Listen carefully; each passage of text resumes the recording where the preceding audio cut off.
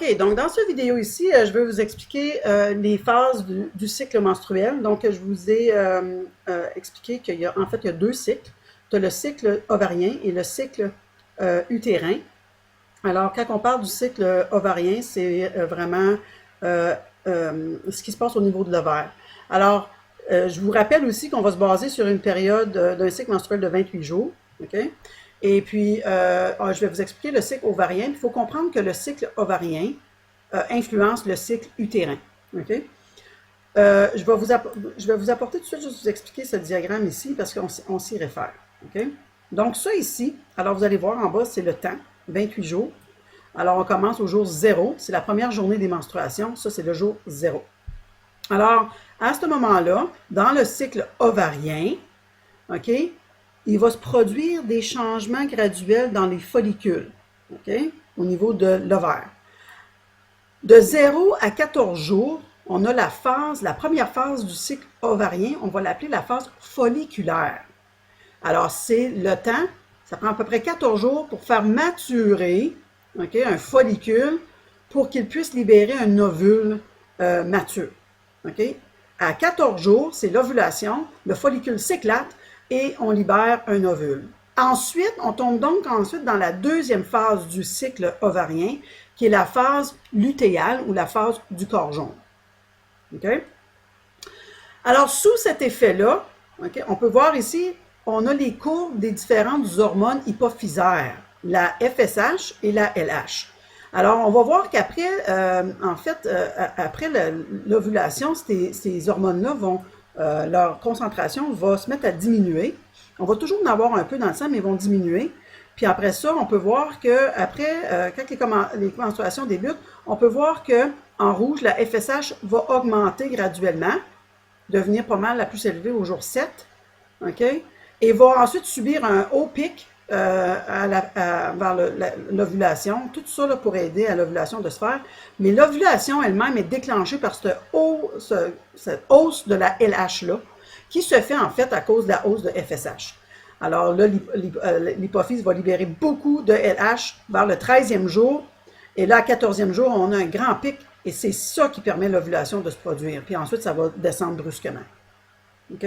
Remarquez bien qu'au début de ça, quand les folliculostimulines, ou si tu veux, les hormones hypophysaires augmentent, les taux d'estrogène et de progestérone, des hormones libérées par l'ovaire, sont à leur plus bas. Et comme on va voir, ça va augmenter à mesure que les concentrations de FSH et de LH augmentent. On va voir ces hormones-là augmenter. Et puis, on va voir aussi, elles vont être maintenues après l'ovulation.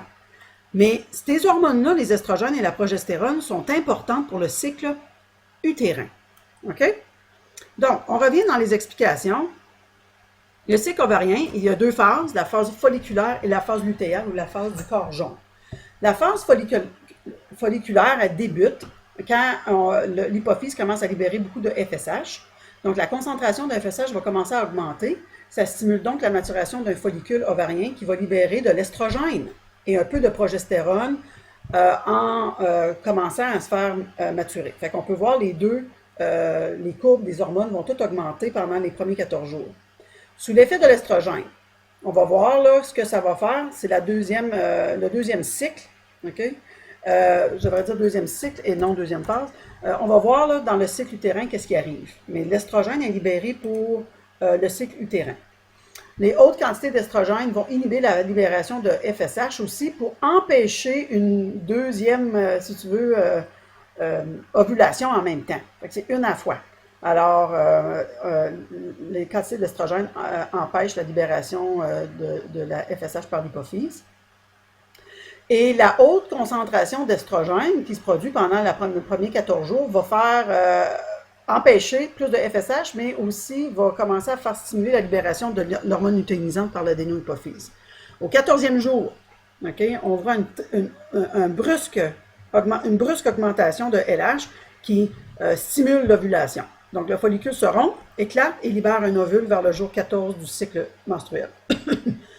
L'ovulation signale la fin de la phase folliculaire et le début de la phase lutéale au niveau du cycle ovarien. Quand l'ovule est libéré, OK? Il laisse en arrière un genre de cicatrice, un follicule vide qui s'appelle un corps jaune. Puis le corps jaune sécrète de la progestérone et un peu d'estrogène aussi. Fait qu'on va voir, si tu vas dans la courbe, tu vas avoir une augmentation abrupte de progestérone. Pourquoi? Ben ça, c'est pour permettre à l'endomètre de ton utérus de s'épaissir. Donc, encore là, ça va venir stimuler la phase, le cycle utérin.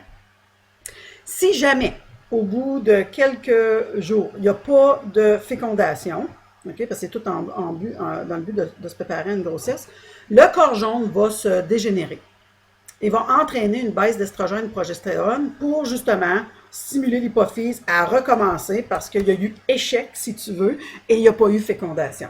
Alors, le corps jaune, quand il se défait, il va faire baisser la quantité de progestérone. Et là, ton hypothalamus va dire, OK, il n'y a pas eu de fécondation, pas de bébé, pas de grossesse, on recommence. Et là, la FSH et la LH vont commencer à être sécrétées, puis le cycle va recommencer. S'il y avait fécondation, le zygote qui est produit doit aller s'implanter à quelque part pour grossir puis établir un réseau étroit avec la mère et développer un placenta et développer un cordon ombilical pour être nourri éventuellement. Donc, c'est très important qu'il y ait un endroit pour aller s'implanter dans l'utérus au niveau de l'endomètre. L'endomètre, c'est le lining interne de l'utérus.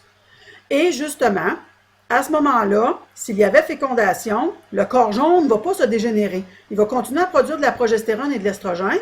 Ça va rester élevé, puis ça va permettre à l'endomètre de rester épaissi, vascularisé. Puis éventuellement, les membranes de l'embryon vont éventuellement permettre par soi-même de libérer de la progestérone pour permettre à l'endomètre de demeurer épais et vascularisé, de soutenir un fœtus en croissance. Les hauts taux d'estrogène aussi, à ce moment-là, vont empêcher la maturation d'un autre follicule. Parce que si on a une grossesse, on n'en veut pas une deuxième en même temps. Okay? Donc, comme on peut voir, les ovaires, okay, sous l'effet, dans le cycle ovarien, sous l'effet de la LH, okay, le follicule immature vont commencer à se développer et à maturer. Là, quand on a un follicule mûr, on arrive au 14e jour, une hausse de LH va augmenter, va permettre au follicule de se rompre et de libérer un ovule vers la trompe de Fallope. Le corps jaune, okay, va produire de la progestérone pour faire vasculariser le cycle utérin. Mais ensuite, le corps jaune va dégénérer, okay, et devenir même un corps blanc qui est une cicatrice qui est laissée après. Okay. Le cycle utérin, il débute aussi au jour 1, premier jour des menstruations, jour 0, premier jour des menstruations lui aussi, en même temps que le cycle folliculaire. Il est en train, en fait, de tout se défaire. Et les événements de ce cycle provoquent, en fait, un épaississement graduel puis de la vascularisation. On bâtit des vaisseaux pleins de sang, des capillaires, de l'endomètre en préparation à l'accueil d'un embryon et le développement d'un embryon. Les menstruations, qu'est-ce que c'est? C'est justement quand cet endomètre épaissit puis les vaisseaux sanguins sont éliminés s'il n'y a pas de fécondation. Donc, après l'ovulation, vraiment, là, c'est là qu'on va voir un gros changement au niveau de l'endomètre. Fait que ça, c'est voyons, excusez-moi. Le cycle menstruel, la phase menstruelle, c'est quand on élimine l'endomètre qui est épaissi et on recommence. Donc, on recommence parce que on veut faire épaissir et vasculariser cette membrane, ce revêtement interne-là qui est l'endomètre, pour permettre à un embryon de venir s'attacher, s'implanter ici et créer un lien avec la mère, okay, pour être nourri, tout ça. Donc, c'est très important. Et si jamais, on peut voir des gros changements entre jour 14 et jour 28, là, et ça, c'est causé par justement le corps jaune qui libère beaucoup de progestérone et il y a de l'estrogène qui est maintenu élevé qui permet justement l'épaississement et la vascularisation de ça. Ça, c'est le cycle utérin. Donc, vraiment, là, on voit des gros changements là, après l'ovulation par les hormones, à cause des hormones de la progestérone qui est sécrétée par le corps jaune suite à l'ovulation. Alors, on voit une accélération d'épaississement de l'endomètre entre les jours 15 et 23, là, même peut avoir doublé et triplé en épaisseur. Si la fécondation n'a pas lieu, le corps jaune, comme on a dit, va dégénérer, donc ça va faire baisser graduellement le taux de progestérone, et donc l'endomètre, ça veut dire qu'il n'y a pas eu de grossesse, pas eu de fécondation, et là, l'endomètre va se défaire, OK? Puis il va redevenir bien mince, et là, quand il se défait, ce sont les menstruations, les segments de ça. et ça recommence. Donc voici le cycle menstruel expliqué.